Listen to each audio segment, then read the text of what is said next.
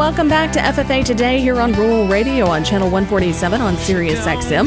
Now we're excited to welcome an ag educator, former FFA member, and also lead singer of the Kentucky-based country rock band Jericho Woods, Josh Mitcham. Well, Josh, how are you doing today? Oh, I'm doing fantastic. Now, to get us started, give us an idea of where you grew up, what the landscape was as far as agriculture was concerned, and, of course, how you came to first discover the FFA.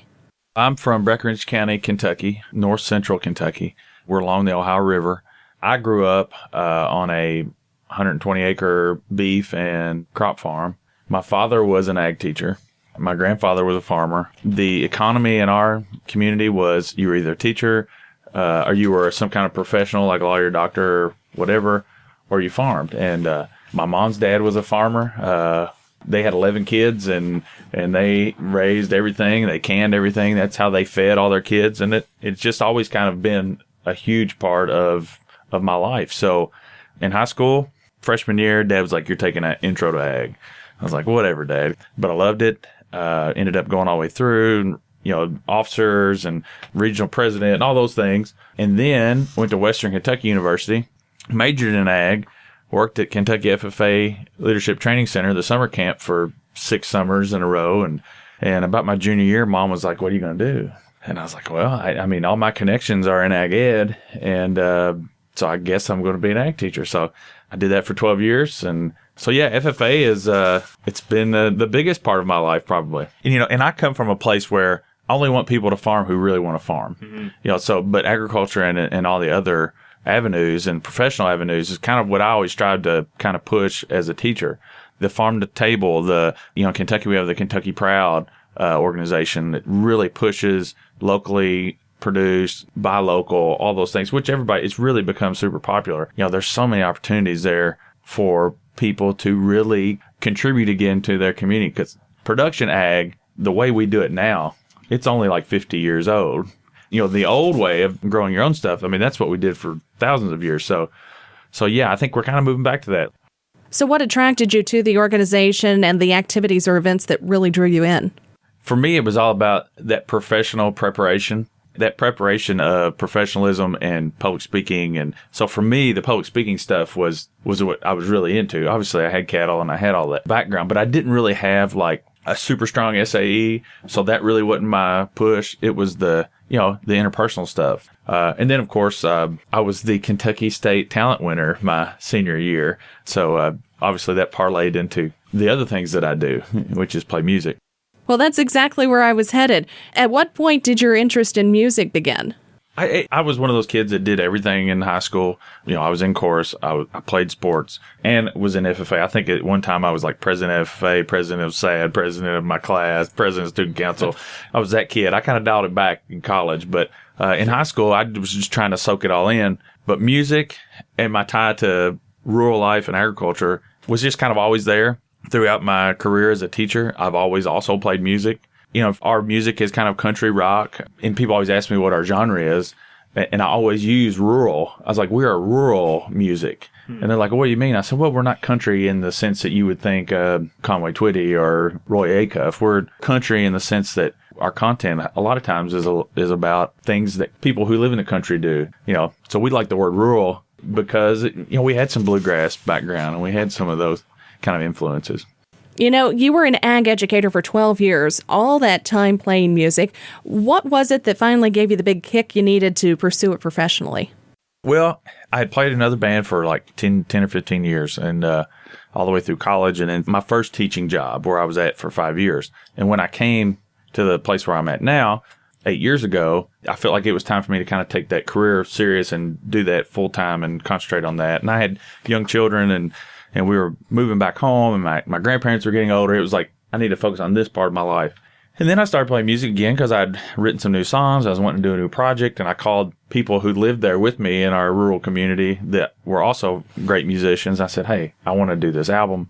Would you be interested in being a part of it? It's kind of a solo thing. And they're like, yeah. Got together on the farm, in my granddad's shop, working out the songs, and it really just kind of grew from there. And honestly, I can thank my FFA students. They were super supportive all the way through. For about a year and a half with Jericho Woods, I was still teaching. And essentially, some of my seniors were like, you've been feeding us a line of bull, a bill of goods. You're always like, you can do anything you want. You can do all these things. And yet you show up to work every day knowing in the back of your mind that you would rather be pursuing this thing. So they really were kind of integral in me taking the year off, did a lot of touring, things that I wouldn't be able to do if I had been in the classroom. So how did you find the other guys, and what does the name of the band allude to? All right, Jericho Woods. My name's Josh. So I didn't want to call it, the Josh Mitcham Band or whatever, because I kind of like that. It can be its own thing. But Jericho, it's biblical. Joshua in the battle of Jericho. And then Woods, we wanted to still kind of have that something earthy. So Woods just seemed like a... Well, Josh, you've had a very busy year. Your debut album, The Same Old Dirt, was released and almost immediately reached the top 8 on the Billboard's Heat Seeker charts and the top 25 on iTunes country album charts. Tell us about that project and what you think made it so immediately appealing.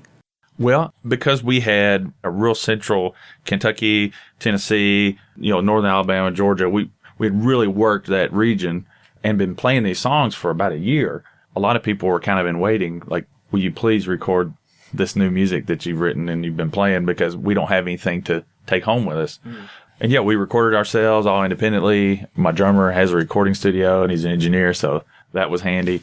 And, over the course of that, about 6 months, we finished the album and just released it using just regular old social media advertisement. Hey, we're releasing our album next week. And, so yeah, I was super surprised. Like, we released it on a Friday, which it meant we only had a couple days of that week to chart. And I remember on Saturday night we had a show, and I'm like, hey guys, like, we're in the top 100. And then by the time we ate dinner, we were at like 50 something. And then like halfway through our show that night, we were at like 20, 24, 25. I was like, this is crazy. And you feel that in the country landscape, Jericho Woods fills a bit of a void. It fills a hole for an audience that isn't quite being served. Well, I think there's obviously a demand for the music that's on the radio, or it wouldn't be there. There's also, a group of people, and I think we don't give country music listeners enough credit for the breadth of their likes and their dislikes. I think a country music fan has always liked Leonard Skinner and like Hank Williams Jr. and probably like Charlie Pride and like Led Zeppelin and probably likes Chris Stapleton and Florida Georgia Line and all. They like all those things. So a lot of times radio, it seems like they only focus on one part of that, and they don't really expand on it. And a guy like me who's mid-30s and has a family, there was music that I wanted to hear that wasn't being played. So we're probably not as appealing to high school kids as the Florida Georgia Line would be, or Luke Bryan. But at the same time, the people that are our age, they need a voice. So we kind of came from the John Cougar Mellencamp, that whole, like Hootie and the Blowfish, it's like that music that could have been country, it could have been rock, it could have been whatever label you want to put on it. We kind of came from that school. It was either good or it wasn't. And that's why I say a lot of people want to slam modern country music, traditionalists, but I think there's room for all types of music. Satellite radio has been big in breaking new bands because they give opportunities to people that normally wouldn't fit into the really small window of the 10, 15 songs that are being played commercial radio. Now, you mentioned playing a lot of live shows. In fact, you performed for us last year at the National FFA Convention in Louisville and also earlier this year at the Kentucky FFA State Convention. What's it like performing for an FFA crowd versus other audiences that you perform for? The cool thing about FFA Kids is that, especially when I played in Kentucky, because that was family. All the teachers there I knew because I taught with them for the last 12 years. A lot of the kids I knew just from the last few years that I was teaching. So they were excited to see someone who was pursuing a passion, whether agriculture or not. They were proud of us. FFA groups in general are just like I've always said, they're the best kids in the school. They may not be the valedictorians all the time. Time and time again, they are the smart kids in the school. They are the active kids in school, but they're not always. Sometimes they're just the best kids whose parents raised them right, and they have good manners and they appreciate things. So to play for them, they were very appreciative. It's like, this is cool. And the fact that they knew that I had been an ag teacher and that I was an FFA, they grab onto that and say, this guy is just like me. He was sitting in the same seat that I'm sitting in, and he's doing all the things that he always said he wanted to do. So yeah, the best kind of crowd. And they always clap because their teacher will yell at them if they don't, I guess. So if some of our listeners wanted to catch you live this year, where can they find your tour dates? JerichoWoodsBand.com. We try to keep that updated. Of course, Facebook, Instagram, all of the social medias. We're on all of them and keep them up to date. I know we're playing Tennessee State Fair this year. We're playing Georgia State Fair. Lots of festivals regionally. So yeah, lots of opportunities. Lots of all-age opportunities.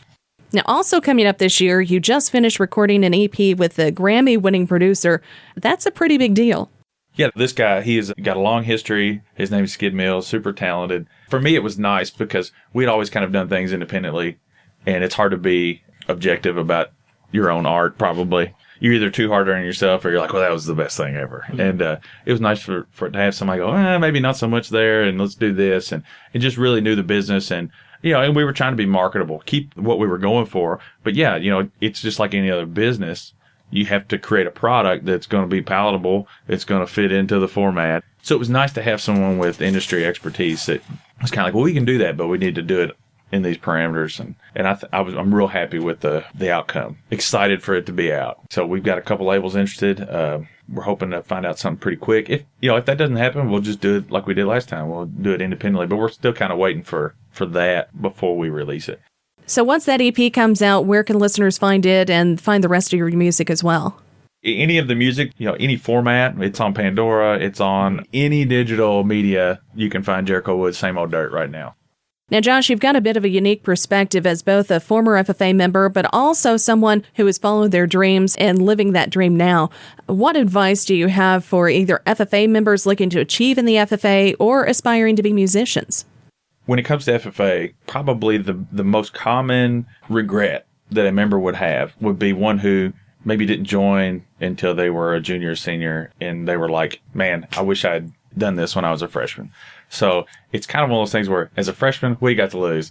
Nobody likes you anyway. You're the low man on the totem pole. But there's so many activities. It's not like a basketball team where you either start or you don't. There's 40-some SAEs that you can be involved with. There's if you don't like to speak in front of people, there's so many other activities you can be doing, whether it's judging or whatever. Each class has a whole long list of contests that go along with them. Just try stuff. The worst thing that you can do is say that wasn't a good idea. But if you say, well, that'll never work, and you don't try it, then that's a mistake. So that would be my advice. Just try it. Just because maybe you're a kid that doesn't live on a farm. A lot of kids too are like, I don't have cows. I don't know anything about that stuff. Agriculture is just the vehicle for the experience. Your background really doesn't matter as long as you're willing to participate. Now, it sounds like your advice might be similar for anyone chasing their musical goals, to just get out there and basically go do it. In an age where a lot of people, try to get on reality TV, and I'm going to just try out for The Voice and we'll see what happens. My advice has always been, go out there, do the work. If it's good, it will rise. The cream will rise to the top. There's your old ag adage there. My success in music, I may be as successful as I'm going to be. I may be at the apex of it, but I feel like it's taken me 10 years to get here. I can probably ride that success for 10 years with the friends that I've made and the fans that we've made. So there's no easy way to do it. Just like with FFA, it's hard work. You have to be willing to put yourself out there. You can't just dangle your toe in the water. You're not going to get any kind of reward that way. You need to take some risk, and music has definitely been a risk for me, but there's so many great things that have happened from this experience. Well, Josh, thank you so much for joining us today. Thank you. Again, that's Josh Mitcham. He is the lead singer for the group Jericho Woods. Again, he also performed for us last year at the National FFA Convention. Well, we've got more of the show coming up for you here in just a moment. You are tuned in to Rural Radio on Channel 147, Sirius XM.